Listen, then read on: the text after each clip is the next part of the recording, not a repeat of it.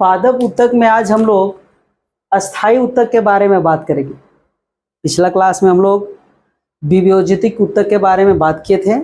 आज हम लोग अस्थायी ऊतक के बारे में बात करेंगे, क्योंकि पादप ऊतक का दो भाग है, ठीक है, विभेजितिक ऊतक, ठीक है, और एक है अस्थायी ऊतक।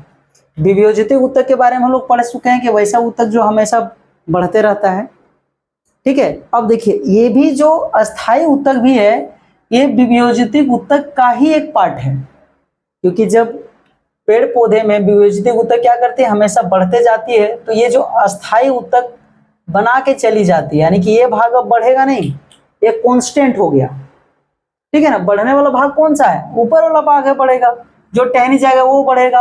अब जो ये वाला पार्ट है, ये वाला भाग जो है, अब तो ये बढ़ेगा नहीं, वो अस्थायी हो गया, तो इसी को हम लोग अस्थायी ऊतक के नाम से जानते हैं। क्लियर है।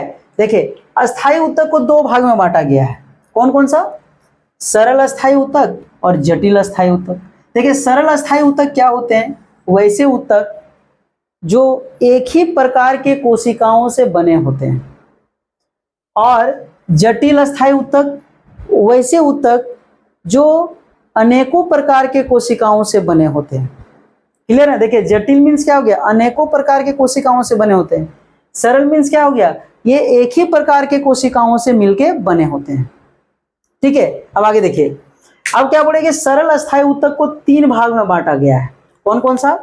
मृदु ऊतक, स्थूल कोण ऊतक और दृढ़ ऊतक, ठीक है। देखिए, इसको याद करने का तरीका क्या है, पैरेन्काइमा, कॉलोनकाइमा, स्क्लेरेन्काइमा, यानी कि कैसे, PCS, PCS याद रखिएगा, पैरेन्काइमा, कॉलोनकाइमा, स्क्लेरेन्काइमा, ठीक है। मृदु ऊतक, स्थूल कोण ऊतक और दृढ़ ऊतक।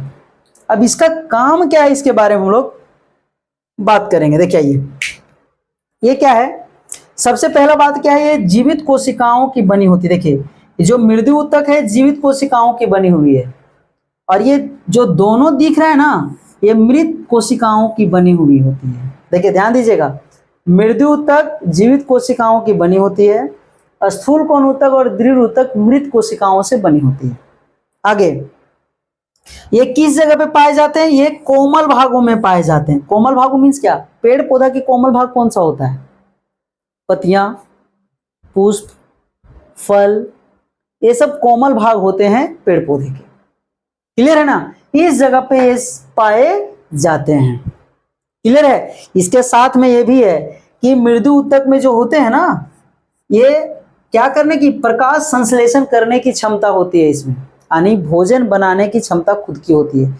इसमें हरित लवक पाया जाता है और ये अपना भोजन खुद तैयार करते हैं, ठीक है। और पेड़ पौधे के सभी भागों में ये पहुंचाने का काम करते हैं। क्लियर है ना, समझ में आ रहा है ना।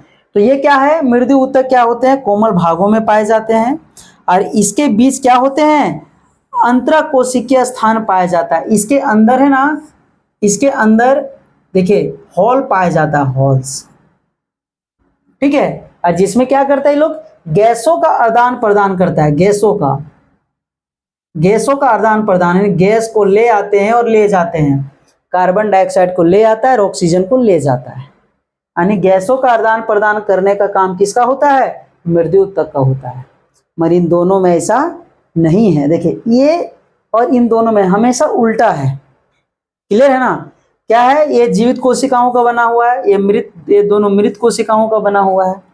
ये कोमल भागों में पाए जाते हैं, ठीक है। इसके बीच में अंतरकोशिकीय स्थान पाया जाता है, जो गैसों का आदान प्रदान होता है, और इसमें अंतरकोशिकीय स्थान नहीं पाया जाता है, दोनों में, स्थूल कोण ऊतक में, दृढ़ ऊतक में, ठीक है। अब देखिए, ये क्या है, स्थूल कोण ऊतक क्या करता है, ये लचीलापन प्रदान करता है, पेड़ पौधे में लचीलापन प्रदान करता है। आप देखे होंगे कि जब हवाएं चलती है तो पेड़ पौधे की टहनी झूलती है, पत्ते हिलते हैं, फल हिलता है, ठीक है।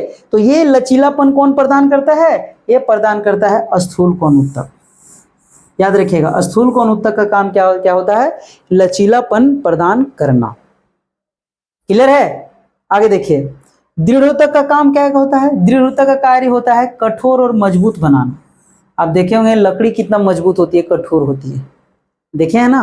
तो ये सारा काम किसका होता है? दृढ़ ऊतक का काम होता है। जैसे नारियल का खोल आप देखे हैं, नारियल का खोल कितना मजबूत होता है, ये सब सारा किसका देन है? ये दृढ़ ऊतक का काम है, ठीक है ना।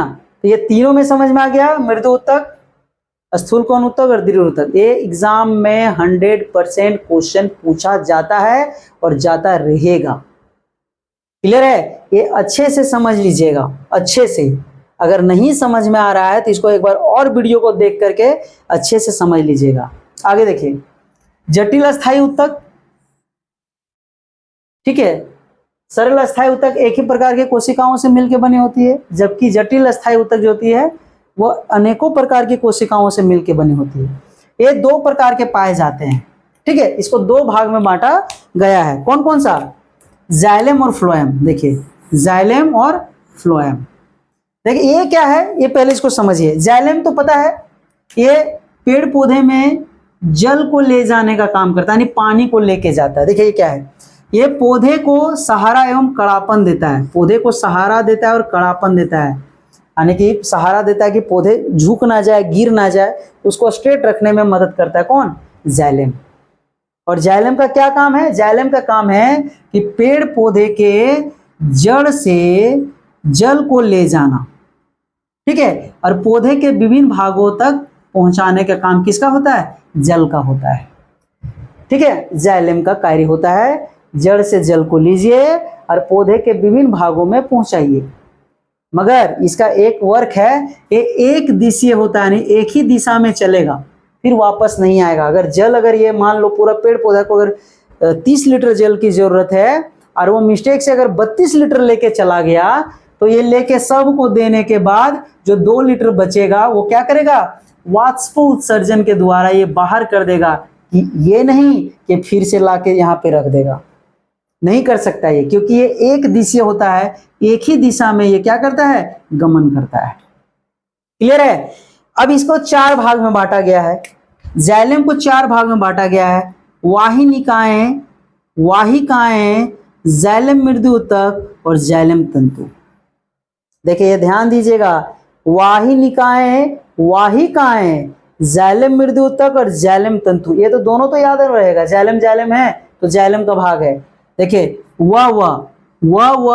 वाहिनिकाएं और वाहिकाएं, ठीक है। वाह जी वाह, याद रखिएगा, वाह जी वाह, वाह वाह, और ज तो जाइलम का भाग, वाह जी वाह, ठीक है ना, समझ गए ना। वाह जी वाह, ऐसे याद रख सकते हैं, किसी भी तरीका याद रखने का आप किसी भी तरीके से याद कर सकते हैं। वाहिनिकाएं, वाहिकाएं, जाइलम मृदु ऊतक, जाइलम तंतु, ये जाइलम का भाग है। देखिए अब फ्लोएम, फ्लोएम क्या करता है? पत्तियों में तैयार भोजन को पौधे के विभिन्न भागों में पहुंचाने का काम करता है। कौन? फ्लोएम। फ्लोएम का क्या काम है? पत्तियों में तैयार भोजन को पौधे के विभिन्न भागों में पहुंचाने का काम करता है फ्लोएम। अब देखिए इसका क्या काम है, इसका काम क्या है? ये 2 दिशीय होता है। 2 दिशीय मीन्स क्या? अगर मान लो ये पेड़ है, ये पत्तियां यहाँ पे भोजन तैयार की है, तो यहाँ से लेके जाएगा पहले यहाँ, अब यहाँ लेके जाएगा, इसका मतलब थोड़ी ना कि यहीं रह जाएगा, नहीं, ये फिर ये वापस लेके आएगा, फिर जाएगा, विभिन्न भागों तक पहुंचाएगा, ठीक है। जहां जहां भोजन पहुंचाना है सब जगह पे पहुंचाएगा, और जब भोजन बच जाएगा तो फल के रूप में कहीं स्टोर कर देगा, या तो जड़ पे स्टोर कर देगा, या तो कहीं टहनी में स्टोर कर देगा, तो उसकी मोटाई चौड़ाई बढ़ जाएगा। जिसका जहां जरूरत है उसके अनुसार से उसको रख देता है, जितना खपत हुआ नहीं हुआ तो रख दिया। क्लियर है ना। तो ये 2 दिशीय होता है, याद रखिएगा, फ्लोएम 2 दिशीय होता है, यानी दोनों दिशाओं में गमन कर सकता है फ्लोएम, जबकि जाइलम एक ही दिशा में गमन कर सकता है। आगे देखिए, इसे बास्ट भी कहते हैं। देखिए ये बहुत इंपॉर्टेंट है, याद रखिएगा, इसे बास्ट भी कहा जाता है, फ्लोएम को बास्ट भी कहा जाता है, बास्ट ऊतक भी इसको कहा जाता है। देखिए इसको 4 भाग में बांटा गया है, चालनी नलिकाएं, सखी कोशिकाएं, फ्लोएम मृदु ऊतक और फ्लोएम तंतु। देखिए ध्यान दीजिएगा, फ्लोएम मृदु ऊतक, फ्लोएम तंतु, ये तो आसान हो जाएगा। अब चालनी सखियाएं, चालनी नलिकाएं और सखी कोशिकाएं, तो क्या हम बोल सकते हैं, इसको याद रखने का तरीका क्या बोल सकते हैं कि चालनी से चालो सखी, चालनी से चालो सखी, तो याद रखिएगा, चालनी से हो गया चालनी और सखी से सखी। चालनी से चालो सखी, क्या चलाता है सखी? चलाता क्या है? अनाज, अनाज मीन्स भोजन, भोजन मीन्स खाना, तो फ्लोएम क्या करता है? खाना को लेके जाता है। तो याद रखिएगा, क्या याद रखोगे कि चालनी से चालो सखी, क्या चालो? भोजन, यानी कि चावल, तो चावल क्या है? भोजन है। तो याद रखने का तरीका आप इस तरीके से याद रखें, आपको याद आ जाए एग्जाम में, नहीं तो बहुत दिक्कत हो जाएगा। ठीक है, तो ये प्रकार है, ये अच्छी तरह से आप लोग देख लीजिएगा। और ये इतना इंपॉर्टेंट है कि एग्जाम में यहाँ से क्वेश्चन बन रहा है और 100% बनेगा। इस बार ग्रुप डी में भी देखने को मिलेगा यहाँ से क्वेश्चन, क्योंकि ये डिफरेंट है, आपको देखने को अलग से मिलेगा। ठीक है, मजा आएगा। ठीक है, क्लास खत्म हो गई पादप ऊतक की, आप लोग इसको अच्छे से याद कर लेंगे।